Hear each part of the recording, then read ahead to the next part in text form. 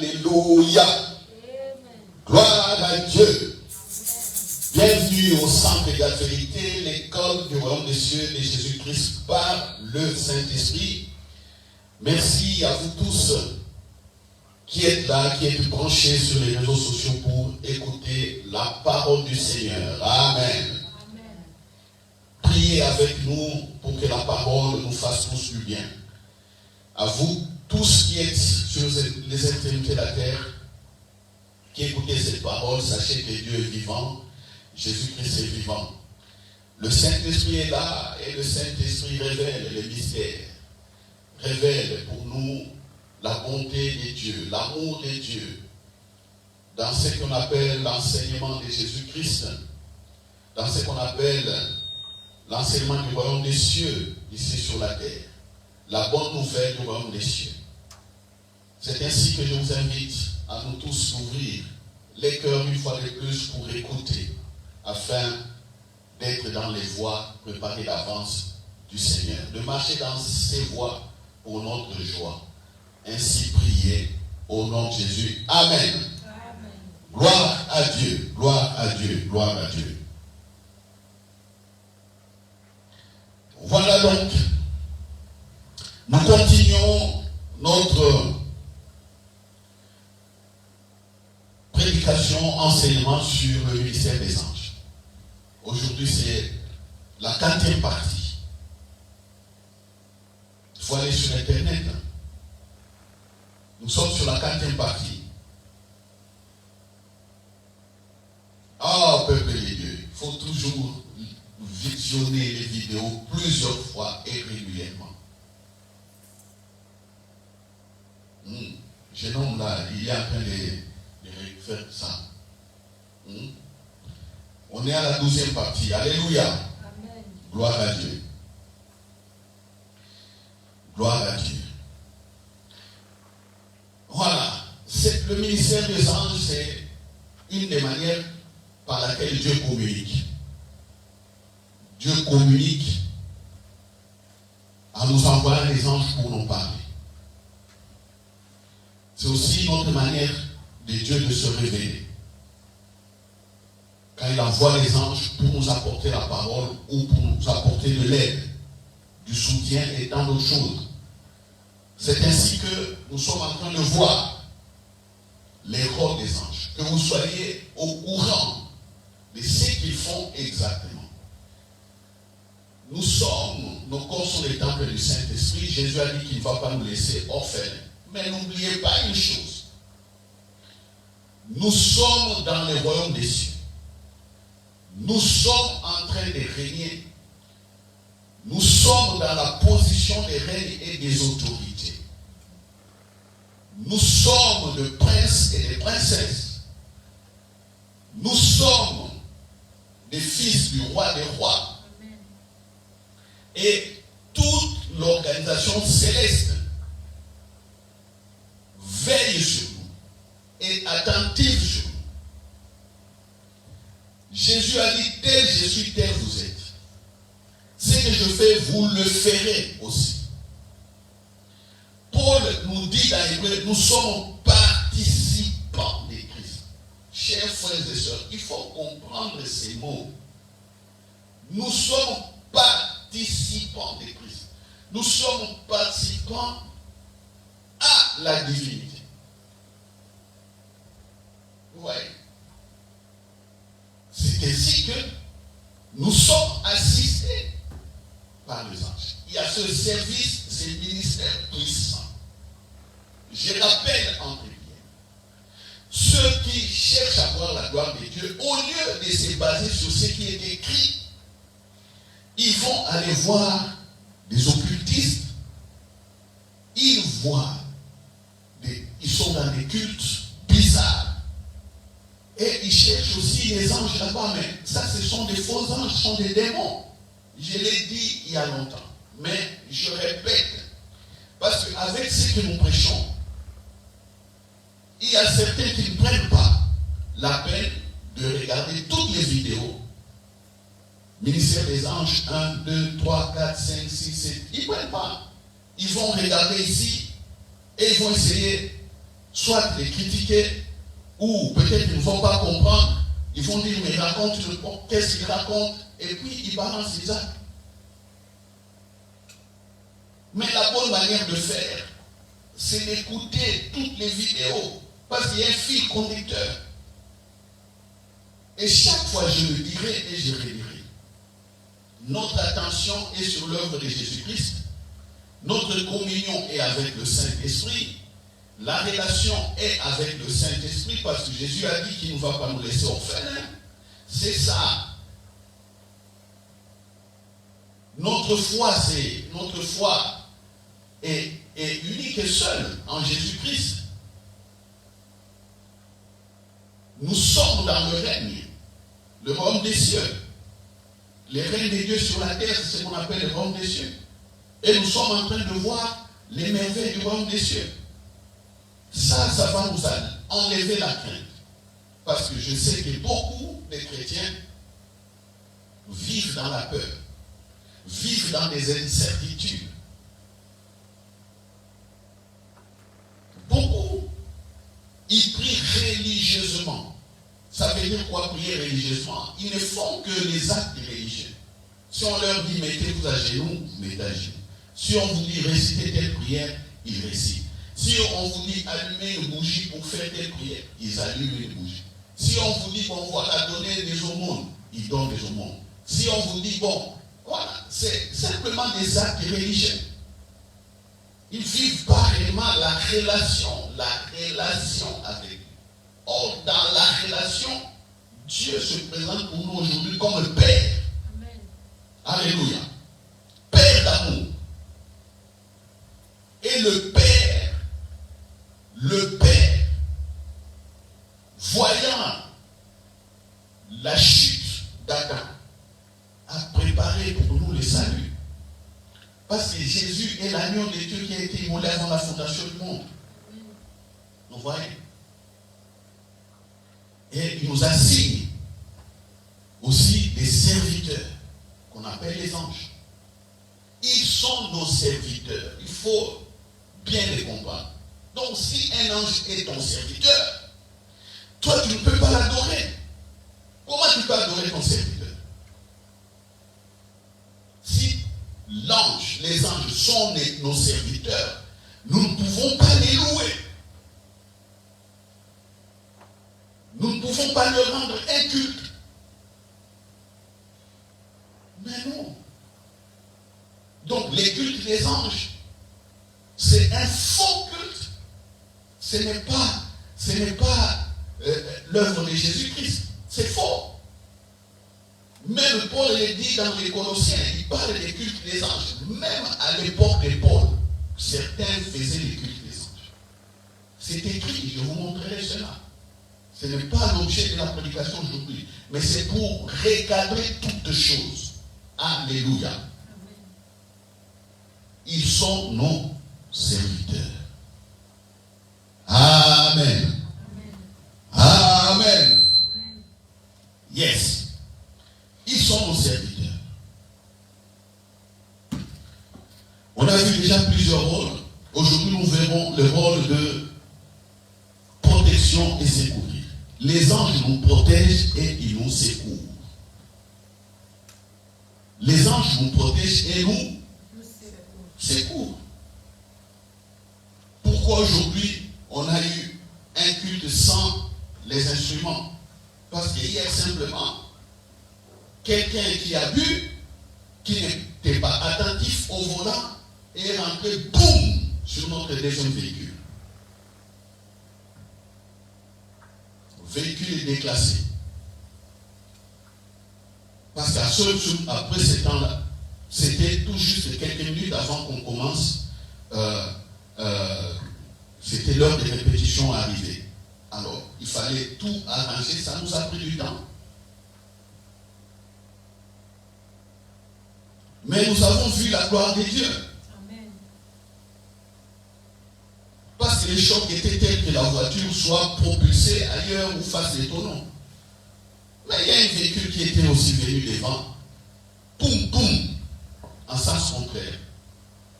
Et notre véhicule était stabilisé. fallait faire l'étude de la situation. Une fois que nous sommes rentrés à la maison, je commence à expliquer. J'ai dit, voilà, vous savez ce qui s'est passé. Même les enfants eux-mêmes ont vu que non, les anges étaient là. Parce que ça pouvait être horrible. Mais la voiture a été stabilisée. Aucun dégât corporel, ainsi de suite. J'ai dit, voilà. C'est par les épreuves comme ça, on apprend à être aussi homme, à avoir la maîtrise, à comprendre les situations. Les épreuves, il y en aura, mais nous sommes plus que vainqueurs. Et c'est nous qui avons raison. Vous voyez, c'est nous qui avons raison. L'autre a tort. Qu'est-ce qu'il avait? Il avait bu. Même quand les policiers sont arrivés, il sentait déjà l'alcool. Voilà. Il n'a pas vu. Pouf, il rentre dans notre deuxième véhicule. Vous voyez? Oui. Nous avons parlé du ministère des anges. Et tout le monde à la maison en est conscient. Tout le monde a vu la protection. Le danger peut arriver. Le diable peut essayer d'attenter à la vie. Mais soyez sûrs d'une chose. Vous êtes là pour vivre ce que Dieu a préparé d'avance. Alléluia. Vous voyez pourquoi je dis la bonne prière est la prière la plus efficace. C'est de prier par rapport à ce que Dieu a préparé d'avance.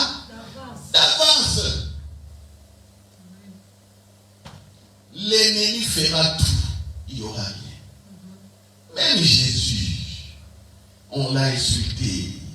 Jésus, on a attenté à sa vie. On a ramassé des pierres pour les lancer. On veut les précipiter. On veut les jeter du haut d'une colline. Mais il les passe comme ça. L'épaule, la même chose. Les pieds. L'ennemi vient, leur met la main dessus. Mais comme ce n'est pas les temps de Dieu, comme ce n'est pas les œuvres pour préparer d'avance, les anges viennent, ils les prennent. Ils les sortent. L'épaule était fouettée. Les anges étaient où? C'était pour la gloire de Dieu. Mais on l'arrête. Voilà, l'ange vient. Il les sort des prisons. Alléluia. Amen. Ça, c'est Dieu montre au travers de tous ces témoignages sa puissance, son attention sur nous. Alléluia. Amen. Voilà. Donc la vie chrétienne, c'est une vie d'épreuve aussi. C'est une vie de difficultés. Mais nous sommes plus que vainqueurs. Alléluia. Et aujourd'hui, il était prévu que je parle d'autres rôles que les anges remplissent, notamment la protection. Et hier, nous avons vu la protection. Donc, nous allons reprendre donc la voiture est assurée. Nous allons reprendre un autre véhicule. Alléluia. Amen. Nous serons remboursés. Oui, et très bien remboursés. Amen. Voilà. Nous sommes encore un très bon véhicule. Amen. Et la vie continue pour la gloire de Dieu. Amen. Voilà. Maintenant, on regarde cela dans la Bible. Comment les anges remplissent ces rôles. Où les anges ont rempli ces rôles. La protection. Nous prenons Exode, chapitre 23, verset 34. Exode 23 plutôt, verset 20. Qu'est-ce que je disais? Exode 23, verset 20. Je n'ai pas bien vu ce que j'avais écrit. C'est 23, verset 20.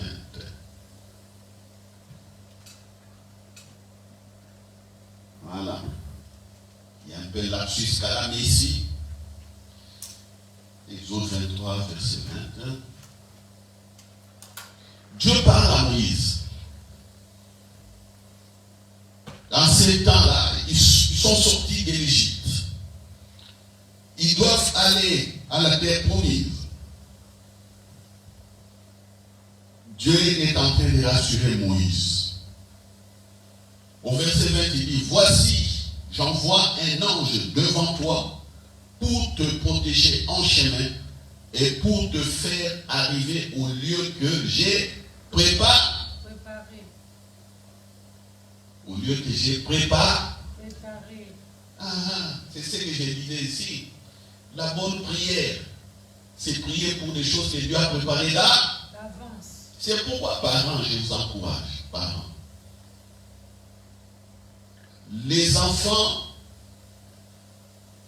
chacun a son caractère et tout le monde sait que c'est difficile d'élever les enfants. D'élever les enfants, de les éduquer, de les instruire dans les voies de l'école, de les instruire aussi, de les faire instruire dans les voies de Dieu, c'est compliqué. Ils peuvent y avoir des frictions.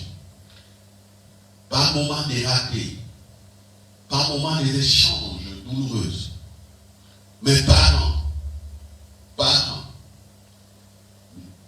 n'émonissez pas vos enfants. Est-ce que quelqu'un me comprend? Parents, si vous pleurez parce que les enfants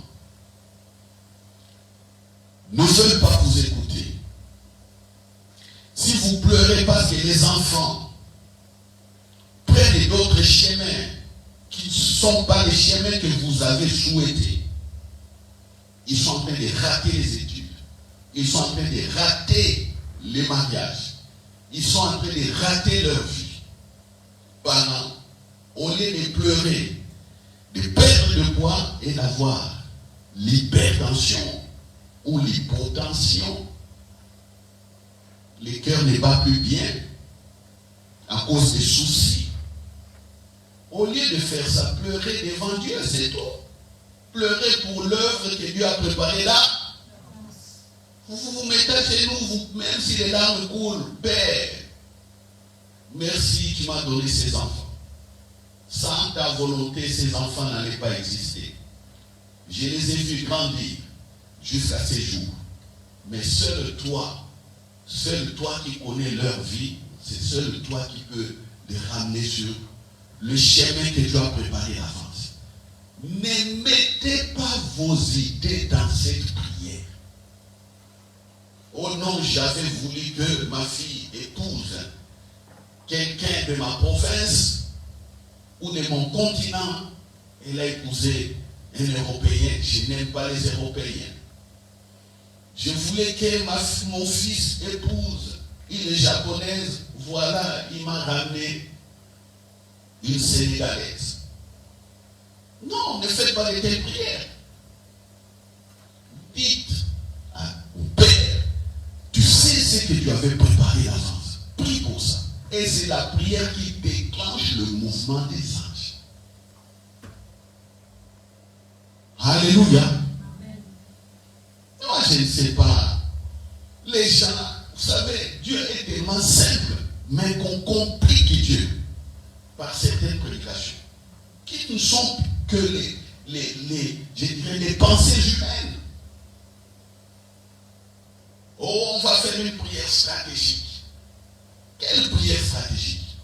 Prier pour ce que Dieu a préparé d'avance, ça c'est une prière compliquée. Ça paraît tellement simple. Les gens abandonnent, les gens veulent aller faire autre chose. Regardez ce que Dieu dit. La fois passée, je vous avais dit, les anges sont là pour nous faire réussir les missions, nous faire réussir ce que Dieu veut. Et on le voit encore ici. On voit la protection et la réussite dans ce que Dieu a préparé d'avance. Qu'est-ce que vous voulez encore? Et ces anges-là, quand Dieu dit comme ça, aujourd'hui nous sommes avec le Saint-Esprit. Ah oui, Jésus a dit, voici, je ne nous laisse pas orphelins, le Saint-Esprit viendra. Nous laisse avec le Saint-Esprit. Les anges sont sous l'ordre de qui? Ils sont sous l'ordre du Saint-Esprit. Alléluia. Amen. Ah oui. Le Saint-Esprit est Dieu. Ah oui. Vous voyez comment c'est simple. Il ne faut pas vous tourmenter avec des prières compliquées. Non. Priez de manière simple. Si je vous pose la question que j'ai toujours posée, parce que beaucoup, vous me connaissez, vous êtes de l'église, vous connaissez ce que je vous ai toujours dit. Mais ceux qui nous suivent sur les réseaux sociaux ne savent pas ce que j'ai dit il y a, avant qu'il y ait tout ça, toutes ces retransmissions. Sur la prière, ils ne savent pas. Vous voyez? Donc, captez exactement la pensée de Dieu dans la simplicité, car Jésus lui-même, Jésus priait de manière simple. Et si je vous dis, Jésus est notre modèle, oui ou non? Amen. Jésus c'est notre référence, oui ou non? Amen. Si je vous demande de me montrer dans la Bible comment Jésus priait, pour que nous allions copier tous ces prières. Comment Jésus priait? Parce que ce qui se passe aujourd'hui, non, quelqu'un priait comme ça, et tout le monde prend sa prière là et commence à les réciter. Ah, voilà, la prière de telle personne, la prière de tel saint, la prière de telle sainte, la prière de tel pasteur, la prière de tel frère. Je vais faire ça. Jésus, dites-moi maintenant la prière de Jésus. Montrez-moi. Depuis Jean, depuis plutôt Matthieu, l'évangile de Matthieu, jusqu'à l'évangile des Jean. Et le chapitre 1 des Actes des Apôtres. Montrez-moi comment Jésus priait pour que tous nous copions. Les copieurs des prières. C'est pourquoi il y a beaucoup de choses qui ne marchent pas. Faites cette prière, comme sur Internet, faites cette prière, donnez ça au moins à 20 personnes, vous serez vous-même bénis. Quand je regarde, moi je lis toujours la prière. Comment est-ce que la personne a écrit sa prière? Et généralement, je vois des faussetés. Des faussetés dans les phrases. Donc, ta prière d'abord originelle, d'origine est fausse. Tu donnes ça à quelqu'un sur les réseaux sociaux. Tu lui dis d'envoyer à 20 personnes. Est-ce que vous voyez la chaîne des dégâts que cela fait? En plus, ils ajoutent pour que tu sois béni. Pour que tu sois béni. Donc, tu me donnes une fausse prière. Moi, j'envoie ça à 20 personnes. L'autre personne envoie à 20. Mais ça, c'est une multiplication exponentielle. Regarde comment on égare les gens. Et sans discernement, on prend ça. Montrez-moi comment Jésus priait. C'est la relation. Alléluia. Et la prière, c'est la relation. Vous parlez avec votre papa. Est-ce qu'il faut se torturer pour parler à votre papa? Est-ce qu'il faut se torturer? Je ne sais pas. On prêche. Ça va comme ça. C'est pourquoi certains seront surpris. Il y aura beaucoup d'appelés PDU. C'est ce qu'on voit par exemple au Congo, dans mon pays. Beaucoup de gens se sont amusés en tant que pasteur à faire n'importe quoi. Maintenant, l'État commence à aller derrière toutes les publications qui sont dans les réseaux sociaux. On attrape les pasteurs, certains qui insultent dans les réseaux sociaux, tout ça. Ils sont devant les juges. Les pasteurs commencent à mentir. Vous voyez? Tu es sur Internet, on te voit. Les gens regardent ce que tu fais. Les gens te suivent. Tu dis n'importe quoi, on t'acclame. Ton église est toujours remplie avec des bêtises. Mais l'État dit, mais c'est de l'immoralité. Le parquet vient te saisir. Tu viens devant les juges. Oh non, je ne savais pas. Et moi j'étais malade. Des choses comme ça. Vous voyez? Vous voyez? Jésus nous a dit aux premiers disciples, allez enseigner ce que moi j'ai prescrit. On doit rester dans les standards de Jésus. Et quand on sort, on prêche quoi? La morale. Au lieu de prêcher la foi, ça devient la morale. Et dans la morale, chacun a sa manière de voir les choses. La morale, ce n'est pas la foi. Les conseils moraux, c'est bien. Dans une prédication, on peut conseiller. C'est bien. Mais si toutes les prédications, ce ne sont que de la moralité, et la foi? Non. J'ai dit bien, la morale n'est pas mauvaise. Mais si les prédicateurs, lui, ne fait que rien que morale, ce n'est plus la foi, ça. La foi, on doit voir Jésus glorifié. Alléluia. Parce que quand on regarde Jésus glorifié, on sera dans la communion avec le Saint-Esprit. Automatiquement, il y a aussi le ministère des anges qui vient en soutien. Et ça, c'est simple. Mais les gens vont où? Le monde va où? Voilà. Dieu dit ici à Moïse, j'envoie un ange devant toi, il va te protéger et il va te faire réussir la mission. Derrière Moïse, il y avait combien de personnes? Des millions de personnes. Hein? Des millions de personnes derrière Moïse. Et Dieu a fait un ange pour que Moïse réussisse. Et qu'il soit protégé. Vous voyez? Mais Moïse a eu aussi des guerres. Israël, le peuple, a eu des guerres. Et ils ont remporté les guerres. Voilà. Ils ont eu des guerres et ils ont remporté. Dans certaines guerres, les anges ont agi.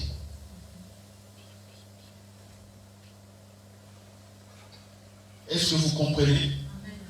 Dans certaines guerres, les anges ont agi plutôt.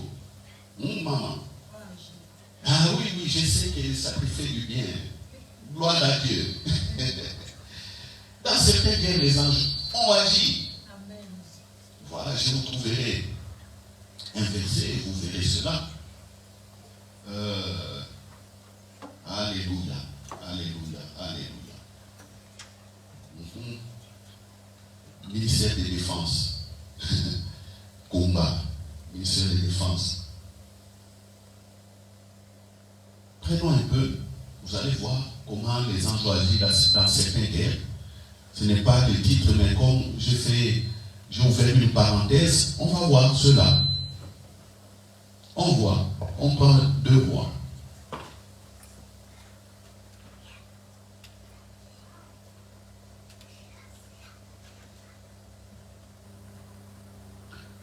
Deux rois.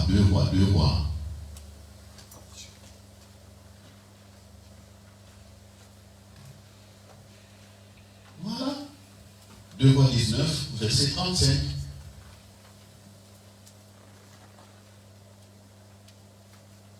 Voilà. Quand Ézéchias était roi de Juda, du royaume de Juda, il a été envahi par les Assyriens.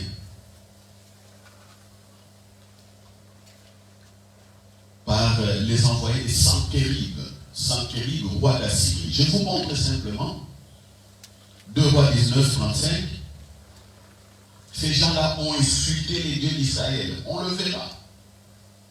Ils ont insulté Dieu. Ils ont bouclé Israël. Israël était... Il n'y avait pas de voie de sortie, de secours. Le peuple tremblait parce que c'était une armée très, très puissante qui a complètement entouré Israël. Mais quand Ézéchias a prié avec les prophètes, Ézéchias a donné le message au prophète. Le prophète a prié. Alléluia. Et voici le secours. Le prophète a prié, le roi a prié. Le résultat, 2 Rois 19, verset 35, cette nuit-là, l'ange de l'Éternel sortit et frappa dans les camps des Assyriens 185 000 hommes. Et quand on se leva le matin, voici, ils étaient tous morts. Un ange élimine 185 000 personnes. Un ange, 185 000, un seul ange. Vous voyez? Voilà. Ça, c'était pour vous montrer comment se fait la protection. Prenons Daniel, chapitre 6, verset 29. Daniel. Daniel 6. Daniel 6. Daniel 6. Voilà. Daniel dans la fosse au lion. Vous connaissez l'histoire, même les enfants connaissent que Daniel a été jeté dans la fosse au lion. Parce que le roi avait donné un ordre sur influence, mauvaise influence des jaloux qui ont comploté contre Daniel. Ils ont dit qu'il faut interdire aux hommes de prier leur Dieu, et les hommes ne doivent prier que toi, ô roi Nebuchadnezzar. Et ils ont trompé le roi, le cœur du roi est devenu orgueilleux. Le roi dit oui, je suis les dieux maintenant. Allez. Il signe un décret ou une ordonnance, il prend une ordonnance. Daniel a refusé d'adorer le roi, de prier le roi. Résultat,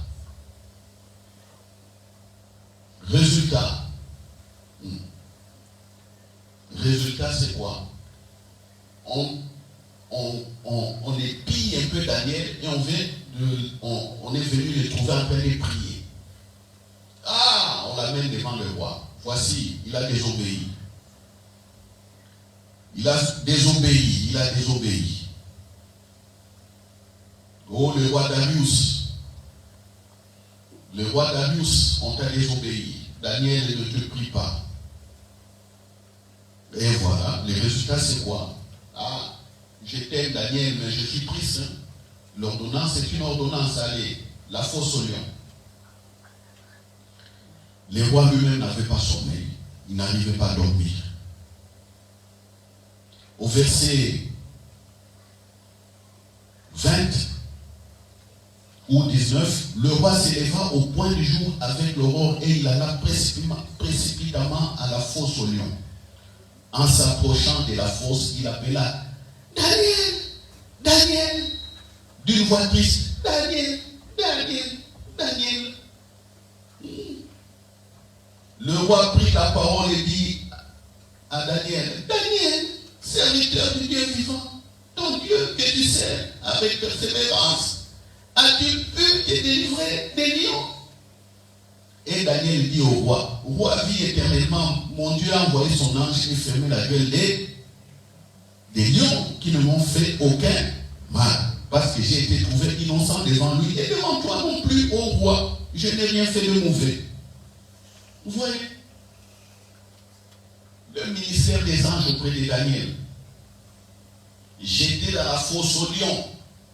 Les lions étaient incapables de bouffer Daniel, de les déchirer. Pourquoi? Pourquoi? Parce qu'un ange est venu et a fermé la bouche des lions. Vous voyez comment on peut bénéficier des ministères des anges? Ce n'est pas aller faire des prières stratégiques pour que vous bénéficiez des ministères des anges. Soyez simple. Et la foi en Jésus, marchez selon la parole de Dieu et comprenez qu'ils sont là.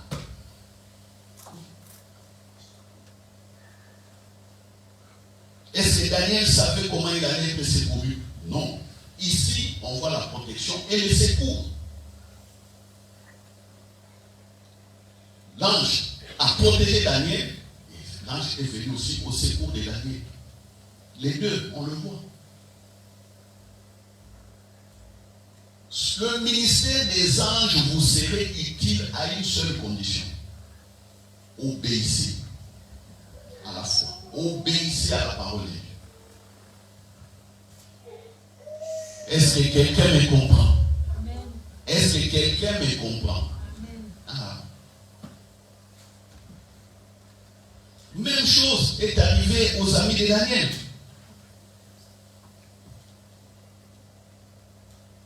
Oui.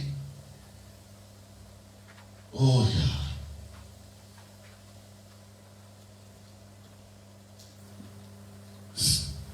Daniel chapitre 3, on est Daniel chapitre 3. Là, c'est le roi Nebuchadnezzar.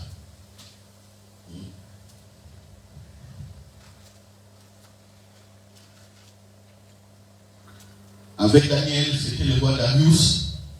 Ici, on est avec le roi Nebuchadnezzar. S'il y a eu erreur de ma part en inversant le roi, ça c'est un lapsus lingue, mais continuons. Amen. Continuons. Daniel 3.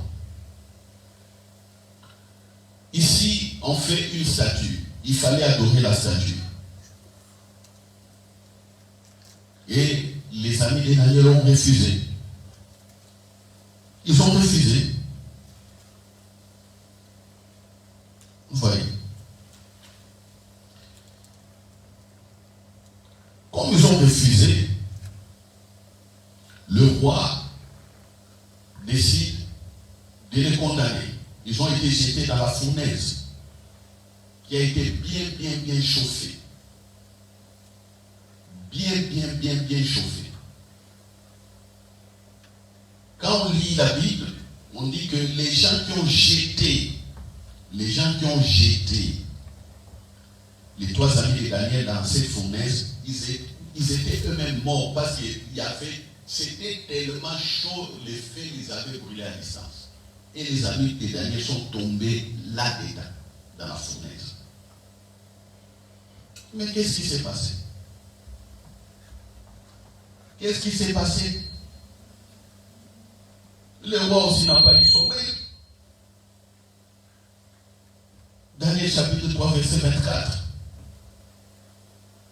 Alors le roi Nebuchadnezzar fut effrayé et s'éleva précipitamment. Il prit la parole et dit à ses conseillers: n'avons-nous pas jeté au milieu du feu 3 hommes liés? Il répondit au roi: certainement au roi. 23. Il répondit et dit: eh bien, je vois 4 hommes sans lien qui marchent au milieu du feu et qui n'ont point de mal. Et la figure du 4e ressemble à celle d'un fils de Dieu. Ensuite, Nebuchadnezzar s'approcha de l'entrée de la fournaise ardente et prenant la parole et dit: Shadrach, Meshach et Abednego, serviteurs du Dieu suprême, sortez et venez. Et Shadrach, Meshach et Abednego sortirent du milieu du feu. Voilà.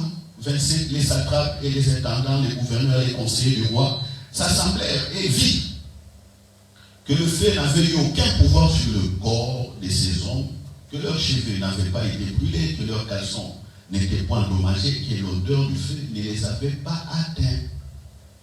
Alléluia. Amen. On voit une 4e personne qui ressemble à un fils de... Ah oui, il ressemble à un fils de Dieu, c'est un ange qui était là. Et le feu, la présence de cet ange a fait quoi? Ça a créé la climatisation. Ça a rendu l'atmosphère encore bien parfumée. L'atmosphère du ciel est... Rien que la présence des anges, l'ange est venu, toute cette fournaise a été transformée. Est-ce que quelqu'un comprend? Est-ce que quelqu'un comprend? Est-ce que quelqu'un comprend? J'ai visionné un témoignage sur YouTube d'un garçon qui avait coulé dans une piscine. Le petit avait quel âge? Le petit avait entre 8 et 11 ans, comme ça. Le petit avait coulé. Mais quand on est venu sortir ce petit de la piscine, on a fait des réanimations, il ne parlait pas. On l'a amené dans l'ambulance. il y avait un pasteur à côté qui a commencé à prier.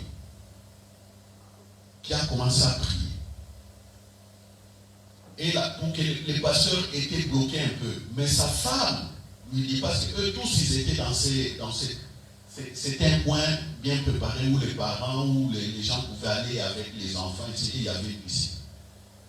Et les pasteurs étaient aussi bloqués. Mais les pasteurs là, lui, Dieu lui avait dit, je t'amène à une autre dimension. Mais devant la noyade, il ne savait rien faire. Sa femme vient dire, mais toi tu es pasteur, non? Toi tu es homme de Dieu, prie. Et les pasteurs ont commencé à prier. Oh Dieu, je veux ta miséricorde. Dieu, je veux ta miséricorde. Alors il y avait un chrétien à côté du pasteur là. Les chrétiens là ont commencé à crier. Oh Dieu, les secours des anges. Oh Dieu, je veux les secours des anges pour cet enfant, que les anges viennent. Dieu, je veux les secours, qu'ils viennent. Les deux en priant comme ça.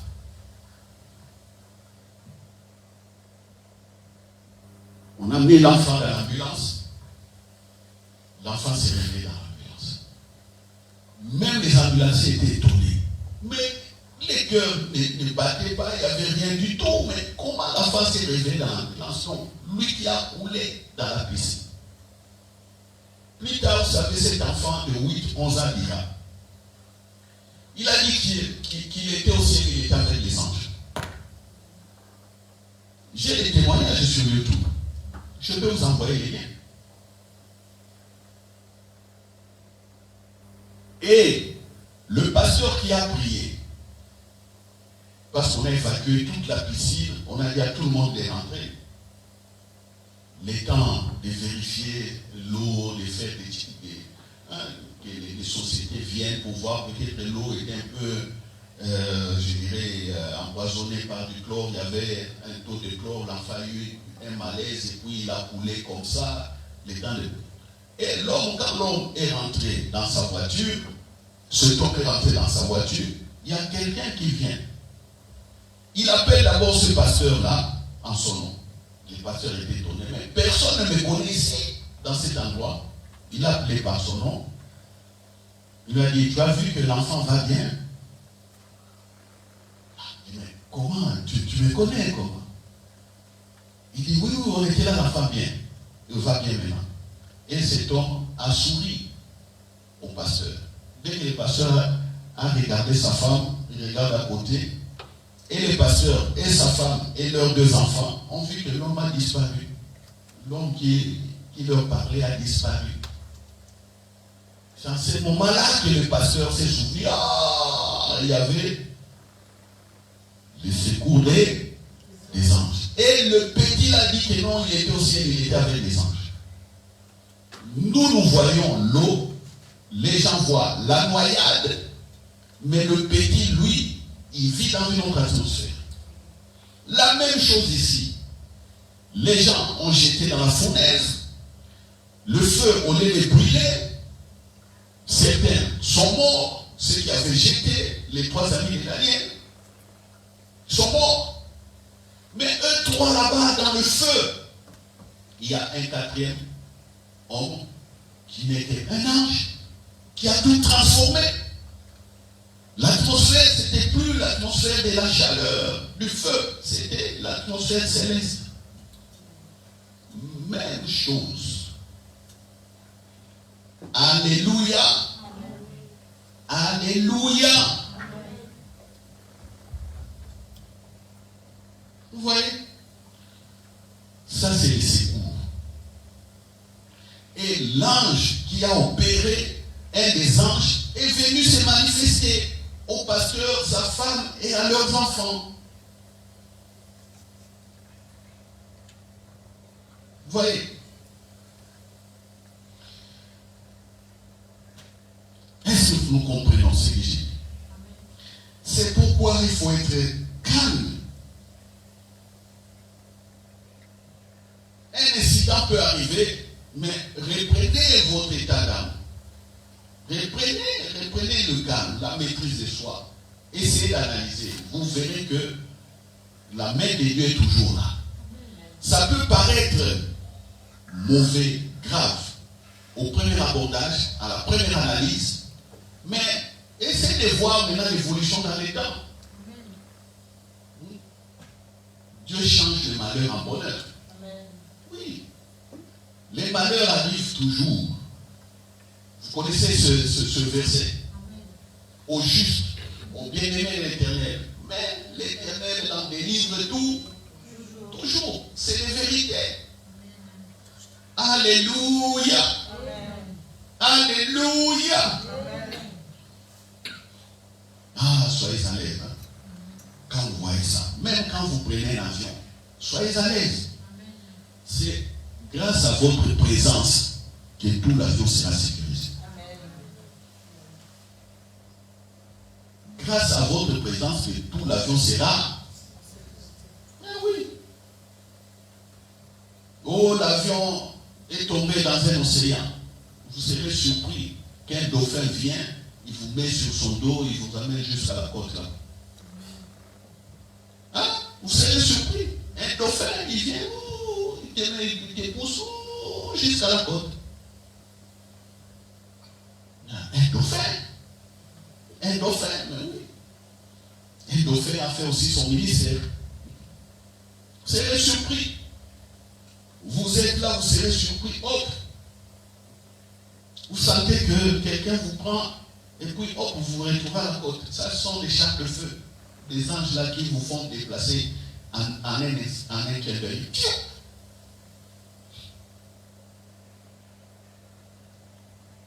Oh, gloire à Dieu.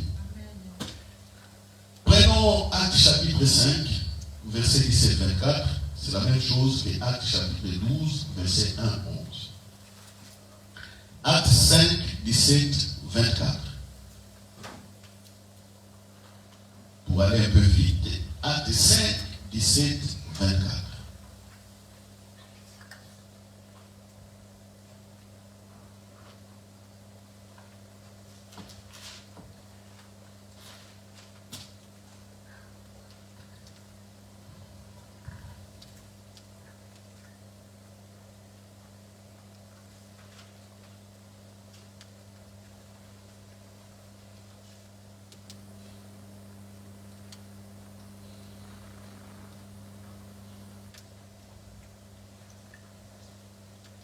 Voilà. Acte 5, 17, 24. Les apôtres ont fait un grand miracle. C'était Pierre et Jean. Il y avait quelqu'un là qui demandait de l'aumône à la porte du temple. Ils ont demandé de l'aumône. Mais Pierre et Jean, l'ayant regardé, Pierre fixa les yeux sur lui et dit, je n'ai rien te donné. Non, au nom de Jésus, il a pris la main, il lève-toi et marche. Qu'est-ce que c'est? La veille de le paralytique. Le paralytique, excusez-moi, il y a beaucoup de choses qui défilent dans ma tête. Le paralytique. Les paralytiques l'ont marché. Ça a créé un problème. On a arrêté Pierre et Jean. On les a fouettés. Et quand on les a relâchés, ils ont été voir les disciples, ils se sont assemblés, ils ont prié. Le Saint-Esprit les a encore remplis de la puissance de l'onction. Et quand on arrive au verset 5, les apôtres faisaient tellement de miracles, ça a rendu jaloux les religieux. Vous savez, ceux qui ne connaissent pas la relation avec Dieu sont toujours très jaloux des progrès des gens qui sont saints. Ce que j'ai dit ici, les gens religieux ne connaissent pas ça. Les gens religieux, eux, ils font que, voilà, ils font des actes. Après avoir rempli les actes, ils disent que c'est bien. Mais quelle est ta relation avec Dieu? Si tu as la relation, tu peux communiquer aussi à d'autres personnes. Les religieux sont toujours jaloux, quel que soit leur niveau, jaloux. Vous voyez, même quand je prêche ici, je peux faire une erreur. Je peux confondre les noms de personnes ou je peux confondre l'événement. C'est là où c'est ce que les religieux aiment. Ils vont prendre ça et dire, voilà, vous pensez qu'il prêche bien, regarde ici, il a fait une erreur. Ici, c'était pas ça, les rois Nebuchadnezzar, c'était Darius. Et là, c'était Darius, tout ça. Vous voyez, il ne connaît même pas bien les textes. Faites attention, je connais bien les textes. C'est en parlant qu'on peut avoir quelques lapsus. C'est tout. J'ai parlé de la guérison du paralytique, mais j'avais dit un aveugle, des choses comme ça. Et ils aiment ça, les religieux. Voilà, ils prêchent mal. Ils prêchent. Non. Allez jusqu'à la fin. Vous voyez les miracles. Mettez les gens dans le chemin, les miracles de communion. C'est ça ici aussi. Les apôtres voient les miracles. Les religieux, qu'ils étaient basés sur les textes que Dieu avait donnés à Moïse et ils ne comprenaient pas que l'ère avait changé. Je dis bien l'ère, la période avait changé. La saison, on était dans une nouvelle saison. C'est la saison de la résurrection de Jésus. C'est la période où Jésus est ressuscité et le Saint-Esprit est descendu. Les cœurs des gens ont été transformés. Ils ne savaient pas tout ça. Ils ne voyaient pas les miracles. Qu'est-ce qu'ils font? Ils prennent tous les apôtres, ils les mettent en prison. Mais qu'est-ce qui se passe? Verset 17. Cependant, le souverain sacrificateur et tous ceux qui étaient avec lui, savoir le parti des Sadducéens, s'élevèrent remplis de jalousie, mirent la main sur les apôtres et les jetèrent dans la prison publique. 19. Mais un ange du Seigneur ayant ouvert pendant la nuit les portes de la prison, les fit sortir et leur dit: allez, tenez-vous dans le temple et annoncez au peuple toutes les paroles de cette vie. Ayant entendu cela, ils entrèrent dès le matin dans le temple et se mirent à enseigner. Amen.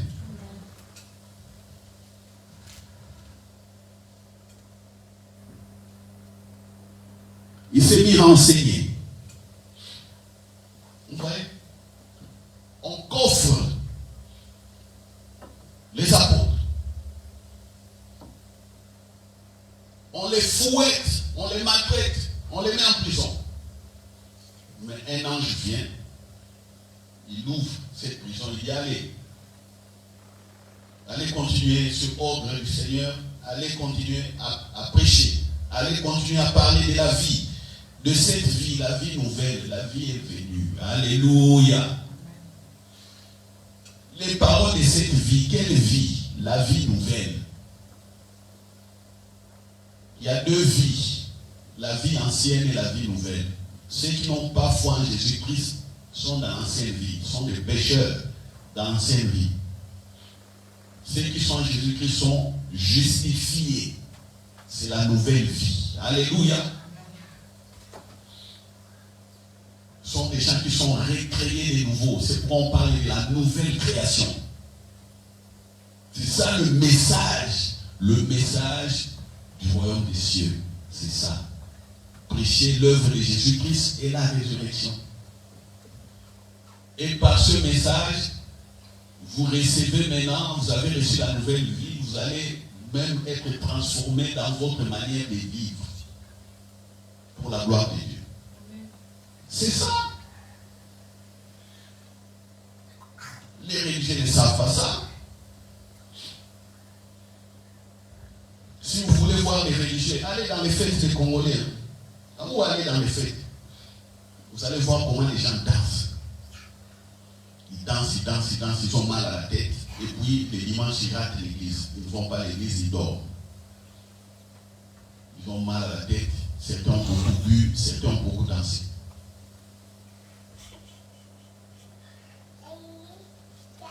Et puis, les lendemains, là, quand vous leur parlez, oui, je prie, je fais ceci. Ah!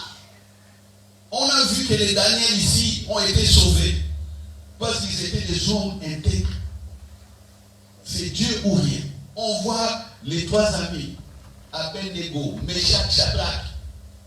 On les voit sauvés, protégés parce qu'ils sont comme ça. Moi, j'essaierai de dire, la musique du monde là que vous dansez là. Hein? Il n'y a plein de témoignages.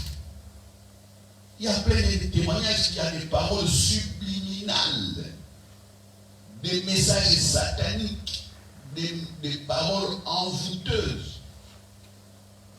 Il y en a dans ces musiques. Mais on parle même aux chrétiens, à nos enfants, à nos frères, à nos soeurs, à nos parents. Mais ils ne comprennent pas. Vous savez, quand vous dansez certaines musiques du monde, vous êtes en train d'adorer ces esprits.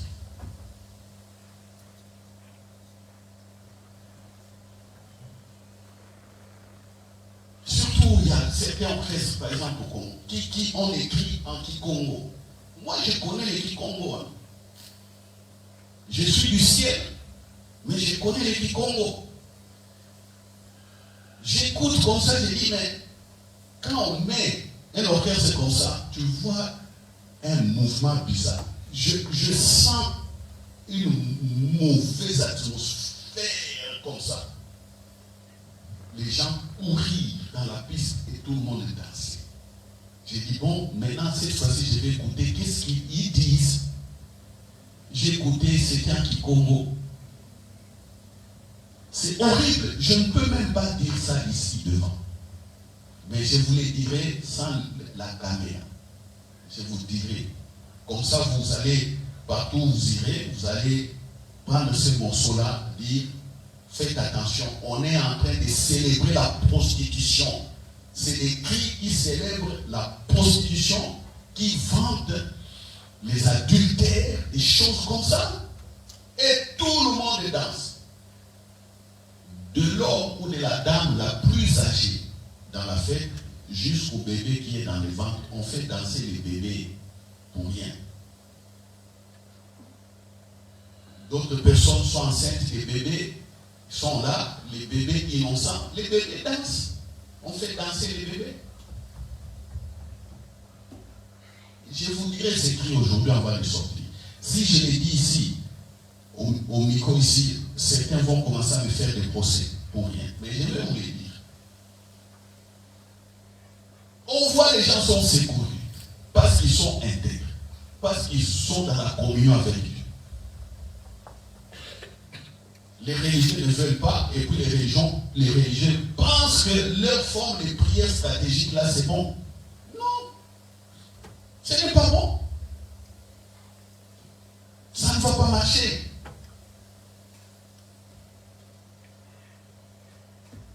Quand on dit regardez les vidéos, faisez des recherches pour votre foi, non, les gens sont sur les TikTok, sur les trucs qui gaspillent des temps inutilement.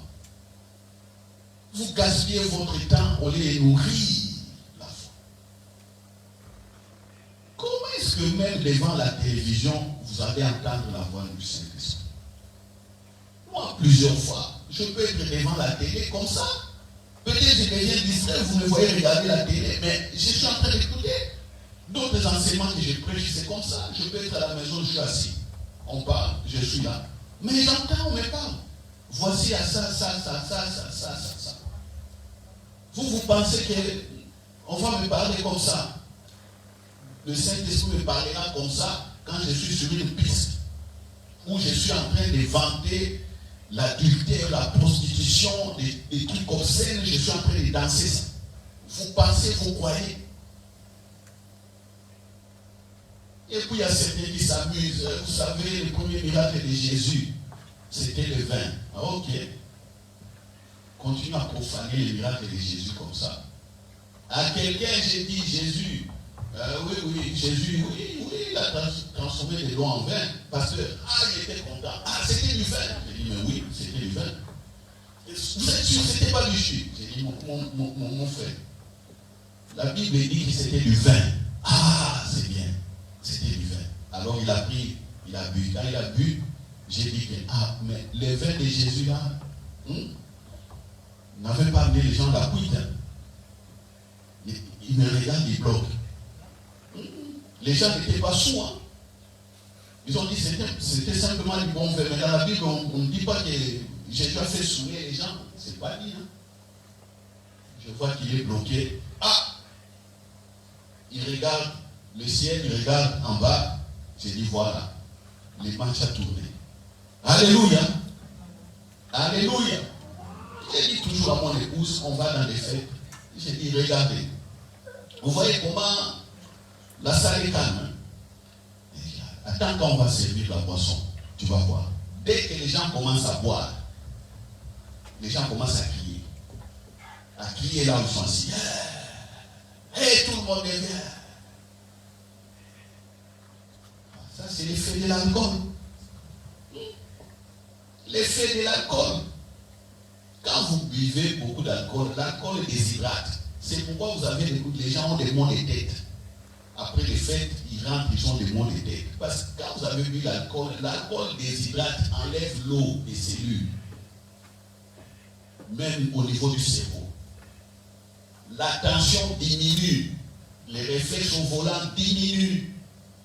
Même la loi ici, les médecins, les scientifiques ont fait des calculs. Ils disent qu'il ne faut pas avoir plus de 0,09% de taux d'alcool dans les sangs. On a dit pour les professionnels 0,09, pour les privés 0,2. Il ne faut pas voir ça, sinon les réflexes vont diminuer. Et la personne qui nous a connus hier avec sa voiture, lui il avait 0,66. 3 fois au-dessus du taux. 3 fois. Et s'il était un professionnel, donc il était à combien de fois? Presque 7 fois au-dessus. Vous voyez? Il freine en retard. Il vient bousiller notre véhicule. Sans réflexe. Sans réflexe. Quand on voit même les traces des roues sur la route, on est passé encore là. Quand on voit les traces, il a fait des clous. Il a freiné en retard. Regarde les traces. Il roulait trop vite. Il a vu en retard. Vous voyez? Vous voyez? Les gens sont en communion avec Dieu. Les anges ne vous assistent pas. Et les diables vous utilisent pour devenir des bombes contre les autres personnes. Mais si tu tombes entre les mains d'un fils de Dieu comme ça va se retourner contre toi ou contre vous. Oui. Les diables l'ont utilisé comme une bombe pour faire du mal. Mais maintenant, qui paye les dégâts? Qui paye les dégâts même? Nous, on est tranquille. Qui paye les dégâts? Vous voyez? Si vous voulez ne pas être utilisé comme une arme par les diables, rentrez en Jésus. Recevez Jésus-Christ comme votre Seigneur et Sauveur. Vous ne serez pas manipulé par les diables, ni par les démons. Impossible. Vous serez homme et femme de paix. Heureux ceux qui apportent la paix, parce qu'ils sont appelés fils de Dieu. Ah oui. Convertissez-vous. Vous qui êtes dans les réseaux sociaux qui m'écoutez, donnez votre cœur à Jésus. Et la prière est simple. Faites cette prière simple. Jésus, je te donne aujourd'hui mon cœur. Amen. C'est tout. N'allez pas vous compliquer. Dites ça. Cherchez une bonne église. On va vous enseigner. Voilà. Donc,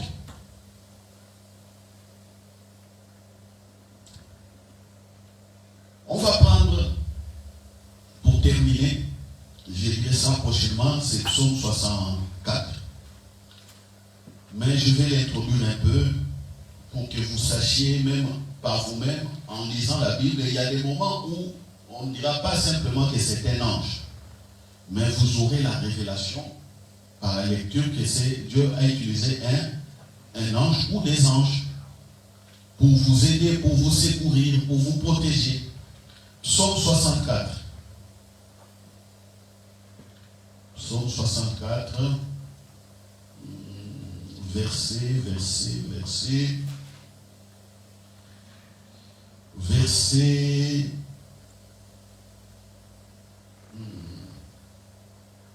Voilà. Verset 8. Contre les ennemis, qu'est-ce qui arrive quand Dieu fait intervenir les anges? Qu'est-ce qui arrive?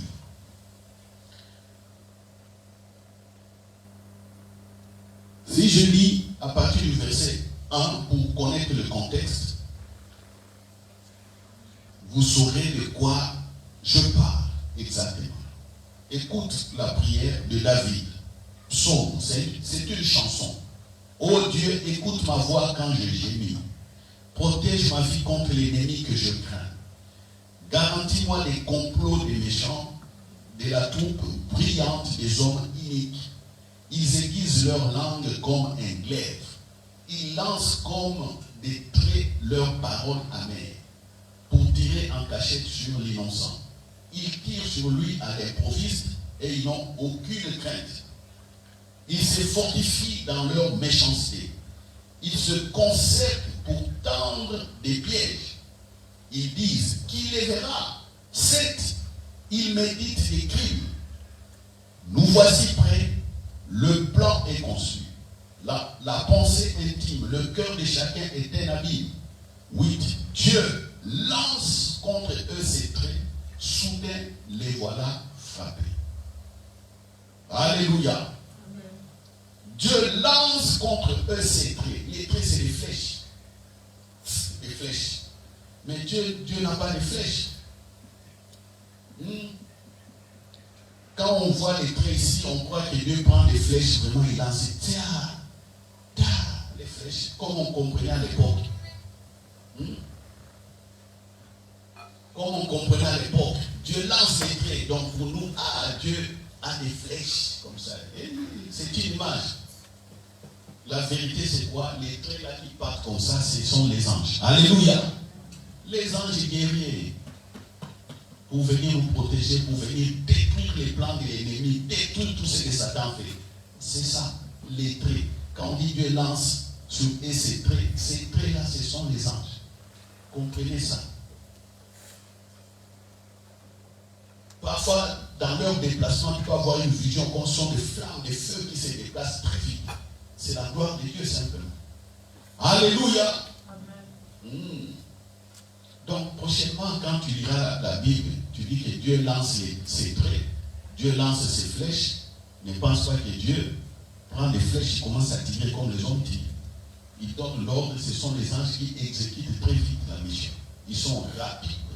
Et dans la vision, on voit leur déplacement comme des flammes, des feux, comme des traits enflammés. Et voilà. Alléluia. Ça, c'était pour conclure. Vous qui aimez, pas qui aimez, là, je vais mal parler. Dans les combats spirituels, même quand vous faites des prières d'autorité, quand vous dites que j'ai détruit les plans de l'ennemi, j'ai détruit les projets, c'est ça qui se fait. Quand tu parles comme ça, il y a des traits qui vont. Ces traits-là, ce sont les mouvements des anges. Ils partent, ils détruisent pas. C'est ça. Comprenez cela. Comprenez cela. Alléluia. Est-ce que quelqu'un a compris? Est-ce que quelqu'un a compris? Voilà. Gloire à Dieu. Gloire à Dieu. Que chacun dise merci au Saint-Esprit pour cette révélation encore une fois. Merci Saint-Esprit pour la révélation d'aujourd'hui. Merci Saint-Esprit pour ce que tu es et pour ce que tu as fait. Tu es Dieu, ton règne dure éternellement. Tu es Dieu et tu es infiniment bon, infiniment grand, infiniment puissant. Merci de nous avoir affermis aujourd'hui par ce thème sur le ministère des anges. Merci de nous avoir éclairés aujourd'hui sur le ministère des anges. Il nous secourt et puis il nous protège. Je dis merci. J'ai dit merci et j'ai dit encore une fois merci. Les mots me manquent. Sinon, l'Église et moi, nous te disons encore, nous nous consacrons encore une fois à toi. Merci, Saint-Esprit, et merci pour le service des anges. Ainsi prié. Amen. Amen. Amen. Amen. Maintenant, je veux vous dire, c'est que les cris de cet orchestre-là en Kikongo, ferme par les chants, ils doivent écouter.